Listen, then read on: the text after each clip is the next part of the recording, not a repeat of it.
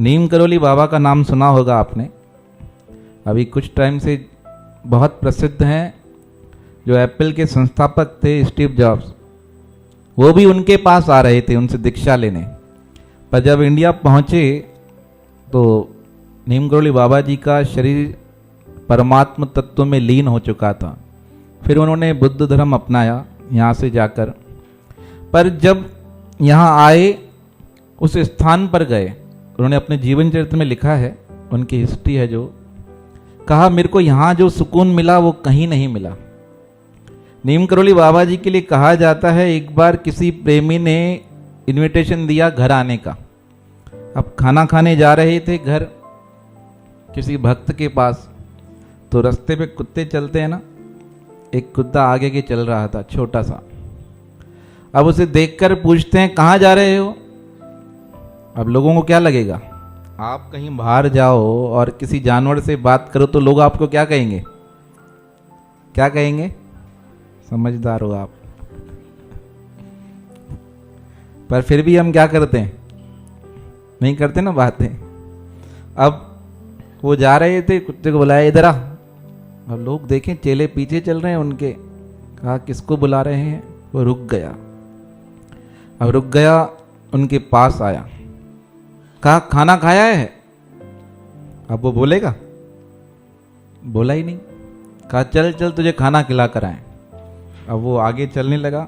अरे कहा ऐसे थोड़ी खाना मिलेगा, मेहनत करनी पड़ेगी। चेले हैरान जी, गुरुजी पहुंचे हुए हैं पर काम कैसे कर रहे हैं, बात कर रहे हैं कुत्ते से, अजीब हैरान करने वाली बातें। अब रुक गया वो श्वान वहां पर। वैसे मैं सत्संग के मध्य यह अक्षर यूज नहीं करता, मेरे को पसंद नहीं आता। श्वान यूज करते हैं पर समझना कठिन हो सकता है, इसलिए आप समझ जाना, श्वान को ही कुत्ता कहा जाता है। अब श्वान को कहा रुक जाओ। अब रुक गया। अब कहा मुझे अपने ऊपर बिठा लो। अब छोटा सा श्वान और उनका शरीर बहुत विशाल, देखना यूट्यूब पे जाकर उनकी पिक्चर मिल जाएंगी आपको। कहा बैठाओ मुझे अपने ऊपर। अब बैठ गए। सबने कहा बाबा क्या कर रहे हो। कहा तुम तो सेवा करोगे नहीं, ये तो करेगा। अब उसके ऊपर बैठ गए। अब उसके ऊपर बैठकर कहा इस प्रेमी के घर चलना है, भक्त के घर चलना है खाना खाने। अब खाना खा कर आए। कितनी बड़ी बात है, इतने छोटे से श्वान पर चढ़कर बैठ गए। और साधारण महापुरुष नहीं, भारत के महान महापुरुष थे।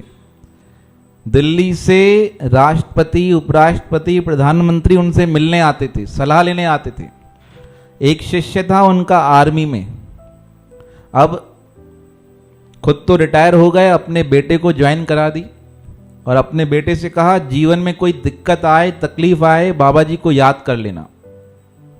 अब एक बार लड़ाई लगी, भारत पाकिस्तान की लड़ाई चल रही थी, उसमें शामिल हो गया। अब जैसे तैसे लड़ाई समाप्त हुई, घर आया छुट्टी लेकर, पिताजी को बोला चलना है गुरुजी के पास। कहाँ चलना है। कहा आश्रम पर चलना है, चलिए मेरे साथ। अब जैसे ही वहां पहुंचे, अब बाबा नीम करोली बहुत पहुंचे हुए थे, उसे देखकर कहने लगे अरे, अपनी उस भाषा में, खाली हाथ आया है, तूने कहा था शाल लेकर आऊंगा, तेरे चक्कर में मेरी शाल खराब हो गई। सुनकर हैरान सब लोग, किससे मांग रहे हैं। अरे कहा तो से कह रहा हूं, जो तू आया ना तेरे से कह रहा हूं। वो लड़का भी हैरान, आर्मी में था, प्रणाम करने लगा। तब गुरुजी ने एक शाल निकाली अपनी, कहा देख। अब शाल देखते हैं तो उसमें क्या थे, खड्डे खड्डे बने हुए थे सारे। कहा तेरे कारण मेरी शॉल खराब हो गई, मैं किसी से मांगता नहीं, और तूने मन में निश्चय किया था अगर बच जाऊंगा तो गुरुजी के लिए क्या लेके आऊंगा, शॉल लेके। कहा तुझे याद नहीं रहा क्या। सुन रहा था चुपचाप। अरे कहा जब लड़ाई लगी, 3 लोग तेरे ऊपर बंदूक तान के खड़े हो गए, गोलियां चला रहे थे, 5-5 गोलियां खत्म हो गई उनकी, देख 15 निशान इस पर बने हुए हैं। बाकायदा देखकर हैरान, 15 निशान थे उस शॉल में। याद आ गया। कहा जब जान बची बाहर निकला तो मन में क्या निश्चय किया था, मैं अपने गुरुजी के लिए क्या लेकर जाऊंगा, शॉल। याद आ गया। कहा गुरुजी भूल हो गई। कहा यही है तुम्हारी आदत, काम के समय याद करते हो और जब हो जाता है तो भूल जाते हो।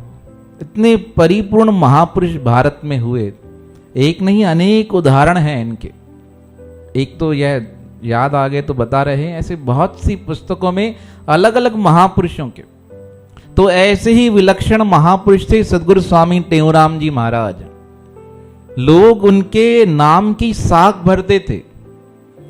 क्या सोचते थे, यहां तक था टंडे आदम में कोई बीमार हो जाता ना, किसी को कोई बीमारी हो जाती तो माँ बाप क्या बोलते थे, बड़े लोग क्या कहते थे, इसे सदगुरु टेऊराम जी के दरबार में ले जाओ, वहां जाकर क्या होगा, ठीक हो जाएगा। और ऐसे बहुत प्रसंग सदगुरु महाराज जी के जीवन में सुनने को प्राप्त हुए। एक मुसलमान जो सुनकर आया स्वामी टेऊराम जी का नाम सुनकर, गुलसतार नाम था, उसके शरीर में प्राण रहे ही नहीं। माता पिता लेकर आए और स्वामी टेऊराम जी के चरणों में रख दिया। कहा सबने जवाब दे दिया है, अब आप ही बचा सकते हो। स्वामी जी ने कहा हम प्रकृति में हाथ नहीं डालते। कहा गुरुजी अब जैसा भी है, किसका है, आपका है। स्वामी जी मौन हो गए, कुछ कह न सके। तब वह रोकर कहने लगा, वह मुस्लिम कहने लगा, मैं बहुत दूर से आपका नाम सुनकर आपके पास आया हूं, अब आपको ही साख रखनी है। तब स्वामी जी ने किसी भक्त को कहा हमारा लोटा लेकर आओ, करमंडल लेकर आओ। लेकर आए और स्वामी जी ने 3 बार सतनाम साखी कर उसके मुख में जल डाला और जैसे ही जल पिया स्वामी जी की कृपा से वो बालक क्या हो गया, स्वस्थ हो गया। अब उठ के स्वामी जी को प्रणाम किया तो स्वामी जी ने क्या कहा, आज से इसको गुलसतार मत कहना। क्या कहना, गुलशन, क्योंकि इसके आने से आपके जीवन का जो बगीचा है वो क्या हो जाएगा, महक जाएगा, गुलशन गुलशन हो जाएगा। तो ऐसे सिद्धियों के मालिक थे सदगुरु स्वामी टेऊराम जी महाराज। और निर्लेपता ऐसी, स्वामी सर्वानंद महाराज जी अपने सत्संग में बताते थे। का स्वामी टेऊराम जी को हमने, उन्होंने तो देखा ही था, साथ रहे, आज उनका भी परम पावन दिवस।